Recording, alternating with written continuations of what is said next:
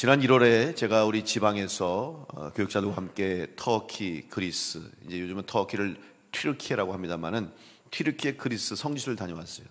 터키에 가면, 특별히 이스탄불에 가면 빼놓지 않고 들려야 할 장소, 명소가 있습니다. 이거는 기독교인이나 혹은 이슬람교를 다니는 이슬람교 회교도인 외에도 일반 관광객들도 빠지지 않고 반드시 들러보는 곳이 있어요. 바로 성 소피아 성당입니다.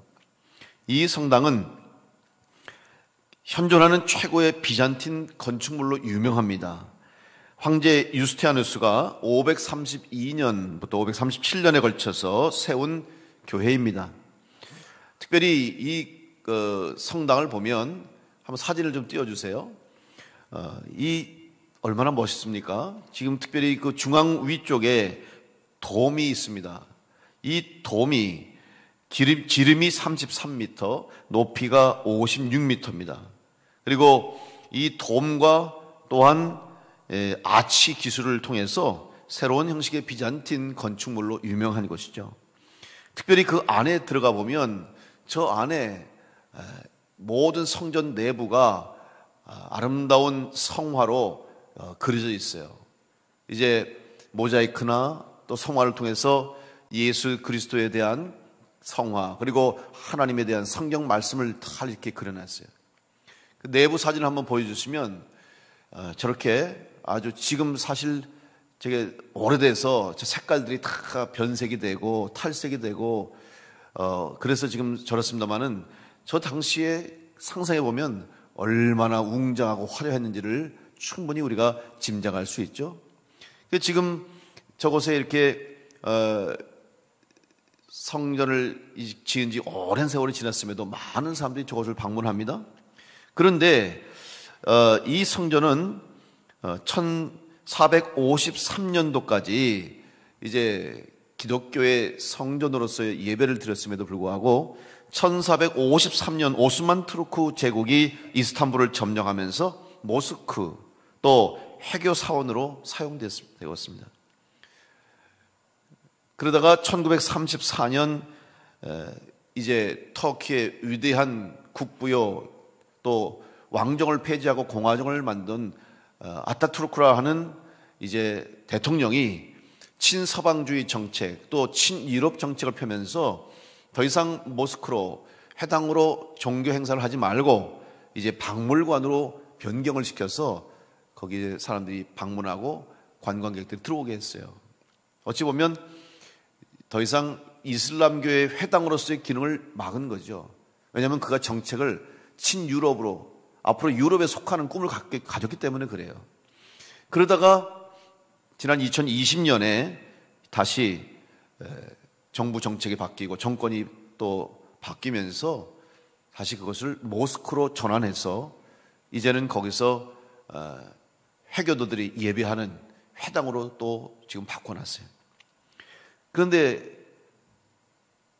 한번 내부 사진을 보여주시면 여러분 1453년도에 이 성소피아 성당 다른 사진 좀 보여주세요. 성당을 보면 저기에 지금 여러분 사방에 다 지금 성하고 벽화예요. 모자이크가 지록되어 있고 그래서 이 성전마다 당시에 모든 성전에는 성화를 다 그려놨어요. 이유는 물론 그런 성화와 조각품을 통해서 상징으로 하나님의 은혜를 더 경험하게 하기 위함이며 또한 더 많은 사람들에게 이제 예수 그리스도의 복음을 전할 수 있도록 하기 위함이며 동시에 당시에 배우지 못한 문맹률이 너무 높았어요. 일반 평신도들, 일반 성도들은 이 성경을 읽지도 못했고 또 성경이 보급되기 전이었고 그런 여러 가지 상황 속에서 알 수 없으니까 하나님 말씀을 모르니까 그림을 통해서 이렇게 알았단 말이에요. 그런데 그 성전 내부를 다시 보여주세요. 그러면 그래서 회치를 했거든요. 저기다가 이슬람교가 바뀌면서 이 성전이 그려져 있으니까 거기서 회교도들이 예배를 못해요. 그러니까 이슬람이 저거를 모스크로 바꾸면서 저 성화와 그려져 있는 모자이크를요 다 회로 발라버렸어요. 지금은 이제 다 회가 벗겨진 상태인데 회치를 싹 해놓은 거야. 그냥 그러니까 온통 하얗겠죠. 왜? 성화를 가리기 위해서. 성전 벽화, 하나님의 말씀, 예수 그리스도, 성경의 인물들이 그려져 있는 그 그림을 가리려고 회를 다 칠했던 거예요. 그러다가 세월이 지나면서 이제 지진도 나고 또 회가 굳어지고 또 회가 떨어지면서 그림이 드러나기 시작하는 거예요. 그걸 전시하다가 지난 2020년부터 다시 모스크로 쓰면서 보세요. 여러분 보면은 중간에 동그란데 뭐 그림 같은 게 그려져 있잖아요. 저게 그림이 아니라 다 글씨예요. 회교도들이 쓰는 회교도들이 코란을 기록해 놓고 또 마호메트의 말을 이렇게 기록해 놓아 가지고 저길 다 이렇게 가렸어요. 그런데 사실은 그 코란을 기록하려고 저걸 하는 게 아니라 목적이 뭔지 아십니까? 저기에 그려져 있는 성화를 가리려고 저렇게 해놓은 거예요. 모스크로 전환해 쓰면서 저 안에 성화가 있으니까 예수님의 사진이 있고 또 하나님의 기록하신 하나님의 말씀들이 그려져 있으니까 그들이 예배를 못할 것 같은가 봐요. 그래가지고 저기다가 저렇게 가려놓은 거예요. 다 안 보여주려고. 다른 사진 한번 보여주세요. 옆으로 넓은 거, 큰 거 한번 보여주세요. 사진. 성전 내부. 저런데 다 지금 중간중간에 이쪽 양쪽 면에도 다 저렇게 큰 판으로다가 저기다가 글씨를 써놓고 숨겼어요. 그런데요, 여러분 재밌는 게 뭔지 아십니까? 거기에 일반 관광객들이 다 들어오는데 가이드들이 다 뭐라고 설명하는지 아세요? 여러분 저 커다란 글씨 뒤에 뭐가 있는지 아십니까? 성화가 그려져 있습니다. 다 가르쳐 주는 거예요. 그러면서 심지어는 예전에는 이런 그림이 있었습니다 하는 것이 다 엽서로도 나오고 인터넷에 보면 다 알 수가 있는 거예요. 저는 그 모습을 보면서 회교도들의 모습이 참 안타까웠어요. 마치 눈 가리고 아웅하는 것이 아닌가. 숨기려고 한다고 해서 숨겨지겠습니까? 가리려고 한 듯 가려지겠습니까? 결국 그들은 눈 가리고 아웅, 이건 무슨 의미입니까? 이건 얕은 수로 남을 속이려고 하는 것을 말하고 또는 다 알면서도 짐짓 모르는 척 할 때 우리가 이런 말하는 것처럼 사람들이 다 알고 있음에도 불구하고 하나님의 말씀, 성경 말씀, 예수 그리스도 복음, 십자가의 진리를 사람들이 다 알 수 있음에도 불구하고 그것을 가리려고 그렇게 애를 쓰는 모습을 보았어요. 손바닥으로 하늘을 가리키는 것과 같은 모습을 보았습니다. 아무리 가리려고 해도 숨기려고 해도 하나님의 진리는 반드시 드러나게 된다는 사실을 제가 다시 한번 경험을 하게 됐어요. 탈무드에 보면 세상에 감추기 힘든 세 가지가 있다고 합니다. 하나는 재치기고 또 하나는 가난이고 또 하나는 사랑이에요. 여러분 재채기가 나면 어때요? 막을 수가 없잖아요. 갑자기 그냥 코가 근질근질해지면서 그냥 재채기가 나오면 어때요? 참을 수가 없죠. 그리고 가난도 마찬가지예요. 가난도 내가 숨기려고 해서 숨겨질 수가 없어요. 사랑의 마음은 또한 감출 수가 없어요. 그런데 이 사랑은 다른 말로 번역하면은 진심이 될 수 있고 진리가 될 수 있어요. 진심과 진리는 변하지 않고 반드시 드러나게 돼 있다는 거죠. 기독교의 진리가 무엇입니까? 바로 사랑입니다. 이 세상과 인류를 향한 하나님의 사랑을 통해서 예수 그리스도께서 이 땅에 오셔서 온 인류의 죄를 지시고 십자가에 죽으심으로 모든 인류의 죄를 대속하시기 위해서 돌아가신 그 하나님의 사랑, 예수 그리스도의 사랑. 이 사랑은 이 땅 모든 인류에게 주신 하나님의 축복이죠. 이것이 바로 진리요 복음입니다. 그런데 이 위대한 사랑은, 이 위대한 진리는 숨겨질 수가 없는 거예요. 사람이 가리려고 하고 사람이 감추려고 해도 이 진리는 반드시 드러나게 되는 것입니다. 오늘 우리의 인생에도 우리 일상에서도 누군가를 사랑하게 되면 우리 사랑하는 마음이 다 드러나지 않습니까? 그런데 그 내 사랑이 완성되고 또 꽃피고 아름답게 결실하기 위해서는 나 혼자만의 사랑으로는 이루어질 수 없습니다. 내가 누군가의 사랑을 표현하면 그 사랑을 받은 사람이 그 사랑에 화답해야 되고 같은 마음으로 서로를 사랑할 때 사랑이 완성되고 사랑이 열매를 맺게 되는 것이죠. 그런데 한쪽에 일방적인 사랑을 강요하면 그것은 더 이상 사랑이 될 수 없습니다. 오히려 한쪽의 사랑이 강요될 때 그것은 폭력이 될 수 있고 때로는 범죄가 될 수 있습니다. 요즘 우리 사회에 스토킹 범죄가 증가하고 있습니다. 이 스토킹 때문에 많은 사람들이 고통을 당하고 있습니다. 사랑을 표현하고 사랑의 이름으로 내 사랑을 표현하지만 그 사랑이 될 수 없습니다. 왜냐하면 상대방을 존중하지 않기 때문이에요. 정말 상대방을 존중한다면, 상대방을 진정으로 사랑한다면 그 사람을 존중하는 마음이 있기 때문에 함부로 할 수가 없어요. 사랑의 시작은 서로를 아끼고 존중하는 마음으로부터 비롯되기 때문입니다. 내가 인정하고 내가 아끼고 귀히 여기는 사람을 위해서 내 생각과 내 마음이 우선될 수는 없는 것입니다. 오히려 상대방을 위해서 마음을, 생각을, 상대방의 생각과 마음을 우선하고 귀하게 여기고 존중하는데 어떻게 상대방을 향해 폭력을 행사할 수 있고 폭행할 수 있고 협박할 수 있고 심지어는 죽일 수가 있겠습니까?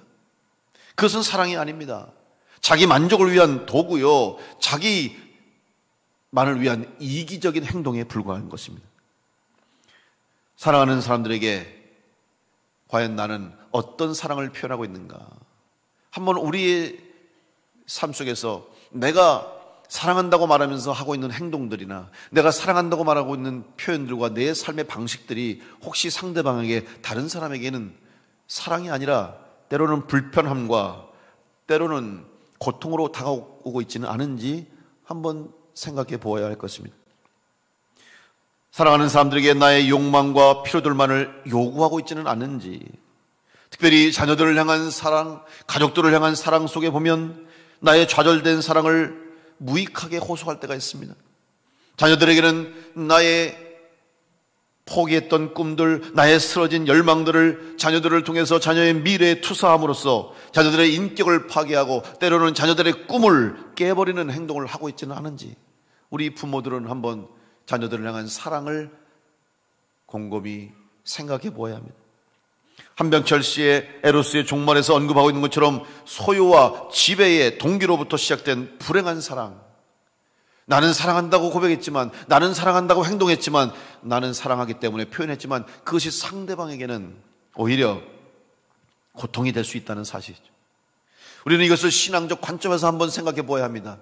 신앙적인 관점에서 하나님과 나와의 사랑의 관계는 어떠한가? 여러분이 하나님을 사랑한다고 믿음으로 고백하고 또 하나님의 사랑을 받고 있다고 생각하는데 거기에 대한 여러분의 반응과 여러분의 사랑은 어떻습니까?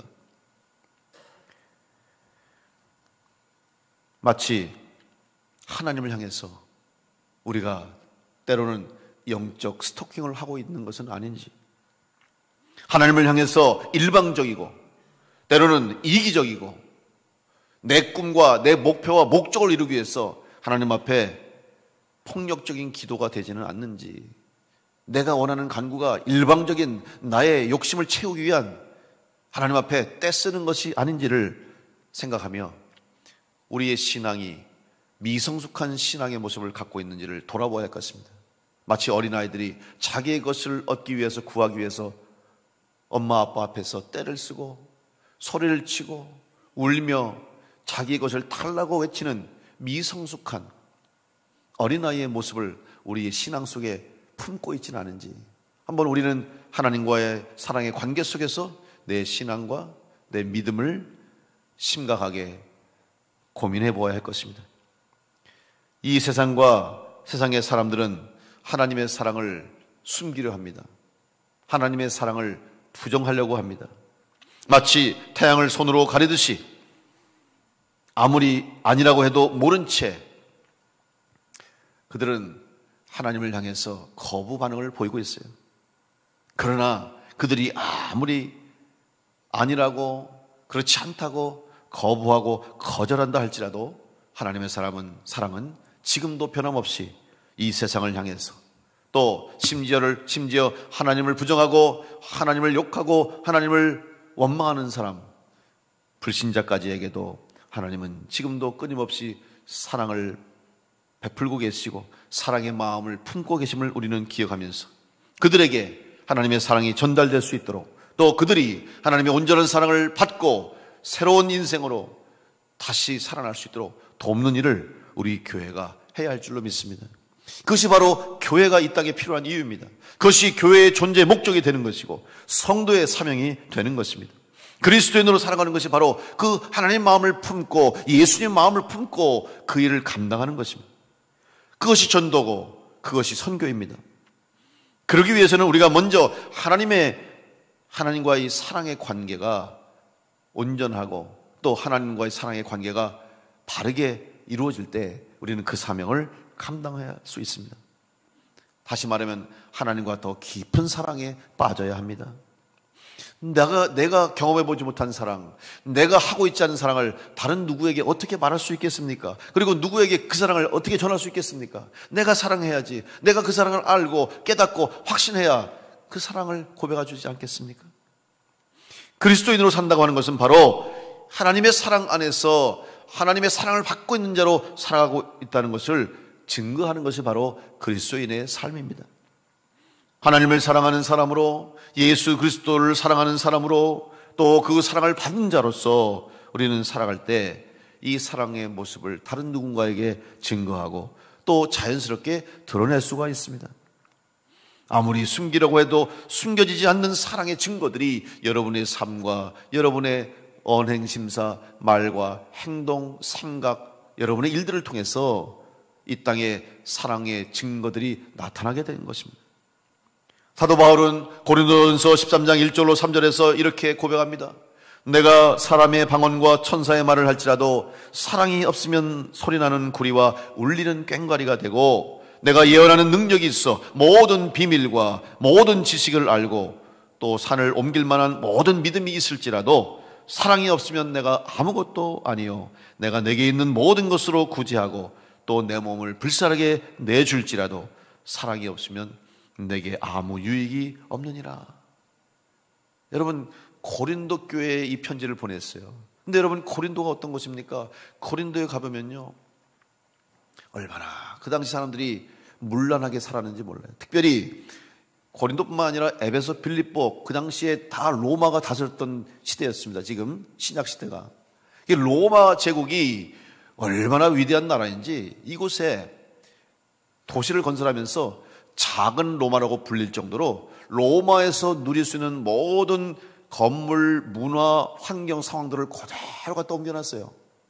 그럼 거기 가보면 로마의 원형이 다 거기 와 있는 거예요. 뭐 극장이라든지, 그 다음에 목욕탕, 화장실, 그들이 또 신전을 가장 높은 곳에 짓고 또 도시의 중심에 신전을 세워놓고 우상을 섬기게 하고, 그리고 그 모든 이방 신상, 우상을 섬긴 후에는 반드시 성적 타락이 있어요.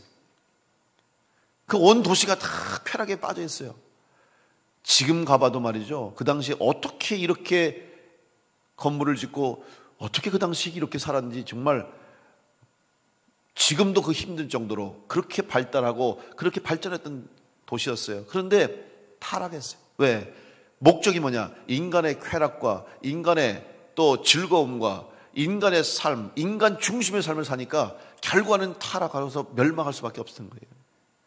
그런 속에서 교회가 세워지다 보니 성도들이 그런 환경에 휩싸이기 쉽고 그런 환경에 빠지기 쉬운 거예요.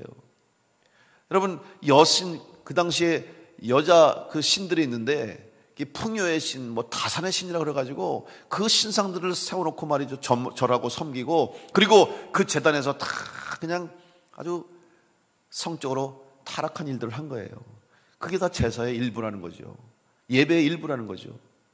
이런 상황 속에서 사도 바울이 복음을 전했어요. 그러면서 그들이 말하는 세상적인 사랑, 쾌락적인 사랑, 그 사랑은 잠시요, 잠깐이고 이것이 너희들에게 진정한 사랑을 줄 수 없다. 하나님의 사랑은 그런 사랑이 아니다. 혹시 너희들이 하나님의 사랑을 받았으면서도 세상 사람들이 생각하는 사랑과 같은 관념을 가지고 그 생각을 가지고 그 사랑을 외치면 사람들은 너희들의 말을 듣지 않을 것이고, 아무리 하나님의 사랑을 외치고 그리스도의 사랑을 증거한다고 한들 너희 안에 참 하나님의 사랑이 없으면 다 껍데기에 불과하다. 그냥 꽹과리가 요란하듯이, 울리는 소리가 나듯이, 능력도 없이 힘도 없이 껍데기만 있는 그냥 빈 신앙이 될 수밖에 없음을 사도 바울은 고백했던 것이죠. 우리는 다 하나님의 사랑을 받았습니다. 또 하나님을 사랑합니다. 그리고 하나님의 사랑 안에 거하고 있습니다. 그렇다면 이런 우리 그리스도인들이, 하나님의 사랑을 받은 우리들이 그는 어떻게 살아야 되겠습니까? 하나님께서 우리에게 기대하시는 것이 무엇이겠습니까? 먼저 하나님과의 사랑의 관계가 온전해지고 회복하기를 원하셨어요. 여러분, 하나님이 이 땅에 예수 그리스도 보내주신 이유가 무엇입니까? 하나님과의 사랑의 관계가 깨진, 아담 이후로 하나님과 단절된 관계, 결국 하나님과의 사랑, 신뢰가 깨짐으로 불신하고 하나님을 떠난 죄 가운데 있는 인간들을 살리시기 위해서 예수 그리스도를 보내주셨고, 우리의 죄를 용서해 주시기 위해서 예수님이 십자가에 죽으시고 내 죄값을 대신 치르셔서 우리는 다시 하나님과의 관계가 회복되게 되었고, 하나님이 우리를 사랑하시는 사랑을 다시 누리는 은혜를 얻게 됐어요. 그래서 그 사랑을 받고 살아갑니다. 그런데 하나님은 하나님을 사랑하라고 말씀하셨어요. 그리고 이 사랑을 버리지 말고 깨지 말고 사랑 가운데 거하라고 말씀하셨습니다. 오늘 요한일서를 통해서도 하나님은 사랑이시라고 선포하셨어요. 그런데 하나님을 사랑해야 됩니다. 또 하나님을 예배해야 됩니다. 여러분, 하나님을 사랑한다는 것은 하나님만을 예배하라는 의미죠. 그래서 하나님께서는 믿음의 대상과 예배의 대상으로서 오직 하나님 한 분만을 예배하고 섬길 것을 요청하셨습니다. 그러나 예배의 대상으로서의 하나님은 한 분이지만은 하나님만을 예배하고 하나님만을 섬겨야 하지만, 그 사랑을 받은 우리는 이 사랑을 이 세상 가운데 많은 사람들에게 전해야 할 사명을 가졌다는 것이죠. 그것이 바로 진정한 하나님을 믿는, 하나님을 사랑하는 성도의 삶이요 모습이 되어야 합니다. 나만 생각하는 이기적인 사랑에서 내 주변을 돌아보고 내 주위를 돌아보고 아직도 하나님의 사랑을 깨닫지 못한 영혼들을 긍휼히 여기는 마음으로 그들에게 복음을 전해야 할 책임이 우리 교회와 여러분에게 있는 것입니다. 이것이 바로 성숙한 그리스도인의 사랑인 것입니다. 모든 인간을 창조하신 하나님은 나뿐만이 아니라 이 세상의 모든 피조물을 사랑하시고 특별히 이 세상의 인간들을 사랑하셔서 다시 하나님과의 사랑의 관계로 회복되기를 지금도 원하고 계십니다. 또한 주님은 나만을 위해서, 예수님께서는 나만 구원하시기 위해서 십자가에 달리신 것이요, 또 하늘 영광을 보좌를 버리시고 오신 것이 아니라 모든 인류를 구원하시기 위해서 오신 거예요. 그 가운데 우리는 그 은혜를 이미 받은 자로, 이미 하나님을 믿고 예수를 믿음으로 구원받은 그 은혜를 받았다는 것이 감사한 것이고 복이 되는 것이죠. 왜냐하면 지금도 아직 이 세상에 많은 사람들이 하나님의 말씀을 듣지도 못하고 깨닫지도 못하고 심지어는 들을 기회도 잃어버린 채 예수님을 알지도 못한 채 죽어가는 영혼들이 많고 그냥 죽음으로 끝나고 지옥으로 떨어진 인간들이 많다는 사실이에요. 그런 때 우리는 하나님을 알게 되었고 믿게 되었고 하나님의 사랑을 깨닫고 구원받은 성도로 영원한 생명을 얻고 또 천국의 소망을 가지고 살 수 있는 것이 얼마나 큰 은혜요 복인지 알 수가 없죠. 바로 이 먼저 사랑과 은혜를 깨달은 자가 될 때 우리는 이 복음을 전해야 되는 거예요. 마치 어린아이처럼 그 사랑을 빼앗기지 않으려고 나만 바라보라고 하는 이기적인 신앙에서 벗어나야 교회가 교회다운 교회가 되고 그리스도인이 그리스도인다운 삶을 살게 될 줄로 믿습니다. 마태복음 22장 37절로 40절 말씀에 예수님이 우리에게 세 계명을 주셨습니다. 예수께서 이르시되 내 마음을 다하고 목숨을 다하고 뜻을 다하여 주 너의 하나님을 사랑하라 하셨으니 이것이 크고 첫째 되는 계명이요 둘째도 그와 같으니 내 이웃을 내 자신같이 사랑하라 하셨으니 이 두 계명이 온 율법과 선지자의 강령이니라. 여러분, 주님께서 우리에게 주신 새 계명은 바로 하나님의 사랑을 받은 자로 그 하나님의 사랑을 가지고 다시 세상과 이웃을 사랑할 수 있는 그리스도인이 되라고 주님은 말씀해 주셨습니다. 그 사랑을 전할 수 있는 성도들 될 수 있기를 간절히 축복합니다. 여러분의 마음속에, 여러분 심령, 여러분 삶 가운데 먼저 하나님의 사랑이 충만할 수 있기를 간절히 축복합니다. 그러기 위해서는 여러분 하나님의 사랑을 깨달아 알아야 돼요. 다시 말하면 나는 하나님의 사랑을 받은 사람이라는 사실을 믿게 되고 또 깨닫게 되고 그것을 은혜로 고백해야 될 줄로 믿습니다. 내가 사랑받은 사실을 알아야 돼요. 그리고 나를 사랑하는 하나님을 나도 사랑할 때 그 가운데서 사랑의 역사가 일어나게 될 줄로 믿습니다. 여러분 하나님의 사랑을 받은 성도인 줄로 믿으시기 바랍니다. 이 믿음이 없이는 사랑을 전할 수도 없고 내가 어떻게 그 사랑을 남은 사람에게 알릴 수가 있겠습니까? 그리고 이웃을 사랑한다는 게 어떻게 가능하겠습니까? 먼저 하나님께서 우리들에게 기대하시는 것은 하나님께 사랑을 표현해야 되는데 그것은 바로 사랑을 받은 자만이 할 수가 있는 거예요. 요한일서 4장 11절 말씀에 사랑하는 자들아 하나님이 이같이 우리를 사랑하셨은지 우리도 서로 사랑하는 것이 마땅하도다. 먼저 하나님의 사랑을 받고 그 사랑을 알고 그 사랑을 느낄 때에 이 사랑을 내 가족에게 이웃들에게 전할 수가 있는 것이죠. 특별히 모든 사람을 사랑하는 것이 쉽겠습니까? 내가 좋아하는 사람 사랑하고 좋아하는 것은 문제가 없어요. 걱정이 없습니다. 그런데 내 마음에 들지 않는 사람, 심지어는 교회 안에서도 나와 생각이 다르고 또 내 마음을 불편하게 하는 사람이 있어요. 어떻게 사랑할 수 있어요? 더군다나 원수까지도 사랑하라고 하셨는데 아니 원수를 어떻게 사랑할 수 있겠습니까? 그 방법은 하나밖에 없어요. 하나님의 사랑이 얼마나 큰지를 깨닫는 순간 우리는 어느 누구까지도 사랑할 수가 있어요. 예수님 비유로 말씀하셨습니다. 마태복음 18장에 보면 천국 비유를 주시면서 1만 달란트를 빚진 자의 비유를 주셨어요. 어떤 한 임금이 자기에게 1만 달란트를 빚진 사람에게 내가 내 재산과 내 가족과 자손과 모든 걸 다 빼앗아야 된다. 그래도 네 빚을 갚을 수가 없다. 그랬더니 이 사람이 사정하는 거예요. 용서해야 되고 긍휼히 여겨달라고. 그래서 정말 긍휼히 여기는 마음으로 임금이 그 사람의 모든 빚을 탕감해 줬어요. 근데 여러분 1만 달란트 여러분 상상이 안 갈 거예요. 우리가 1만 달란트가 뭡니까 도대체? 한번 비교를 해보면 당시에 화폐 단위 중에 데나리온이 있어요. 여러분 1데나리온은 은 4g 정도의 은화인데 한 사람의 하루 품삯이에요. 그런데 1달란트는 얼마인지 아십니까? 달란트는요 동전이 아니라 금, 무게로 20kg에서 40kg 정도가 1달란트래요. 뭐 별로 놀라지도 않죠. 뭐 금 20kg쯤이야. 예? 여러분 20g이 아닙니다. 20kg이래요. 근데 그게 1달란트예요. 그러면 여러분 10,000달란트래요. 그게 10,000개야. 금괴, 예? 금괴 20개짜리가 20kg짜리가 10,000개가 있다는 거죠.